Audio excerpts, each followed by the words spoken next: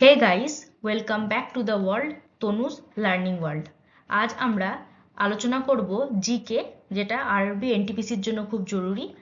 আর আমরা সবাই জানি যে আমাদের পরীক্ষা খুব কাছে চলে এসেছে, তাই আমি আজকে তোমাদের জন্য নিয়ে এসেছি কোর্স থেকে কিছু প্রশ্ন উত্তর। চলো আজকে আমরা সেই প্রশ্ন উত্তরগুলো আলোচনা করে নিই কোনো রকম দেরি না করেই। চলো প্রথম প্রশ্ন দেখে নেওয়া যাক কি দেওয়া আছে। কোষ কে আবিষ্কার করেন? কোষ আবিষ্কার করেন রবার্ট হুক 1665 খ্রিস্টাব্দে। তিনি কিন্তু যে কোষটা আবিষ্কার করেছিলেন সেটা কিন্তু ছিল মৃত কোষ। এটা অবশ্যই মনে রাখবে, এটা প্রশ্ন আসতেই পারে। 2 নম্বর প্রশ্ন চলো দেখে নিই। 2 নম্বর প্রশ্নতে কি আছে? কোষ প্রাচীর কোথায় দেখা যায়? কোষ প্রাচীর দেখা যায় উদ্ভিদ কোষে। তারপরের প্রশ্ন, কোষের ডাকঘর কাকে বলা হয়? গলগি বডিকে। এটা একটা ইম্পর্টেন্ট প্রশ্ন, এই প্রশ্নটাকে ভালো করে খেয়াল করে রাখবে, এটা হচ্ছে খুব একটা ইম্পর্টেন্ট প্রশ্ন। 4 নম্বর প্রশ্ন দেখে নিই, কোষের শক্তিঘর কাকে বলা হয়?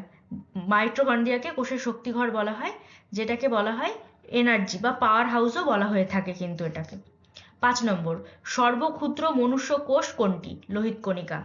আর একবার ভালো করে দেখে নাও, এই প্রশ্নগুলো খুবই ইম্পর্টেন্ট, পরীক্ষায় আসার মতো প্রশ্ন। আর অবশ্যই কিন্তু চ্যানেলটিকে সাবস্ক্রাইব করতে ভুলবে না এবং প্রথম থেকে শেষ পর্যন্ত দেখবে। চলো পরের প্রশ্ন আমাদের কি আছে দেখে নেওয়া যাক।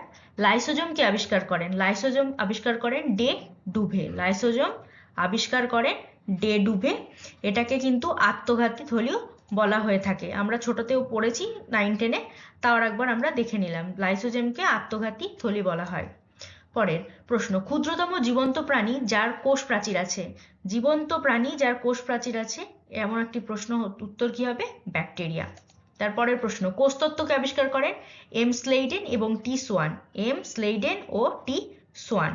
পরের প্রশ্ন, উদ্ভিদের কোষ প্রাচীর কি দিয়ে তৈরি? উদ্ভিদের কোষ প্রাচীর সেলুলোজ দিয়ে তৈরি। প্লাস্টিড শুধুমাত্র কোথায় পাওয়া যায়? উদ্ভিদ কোষে।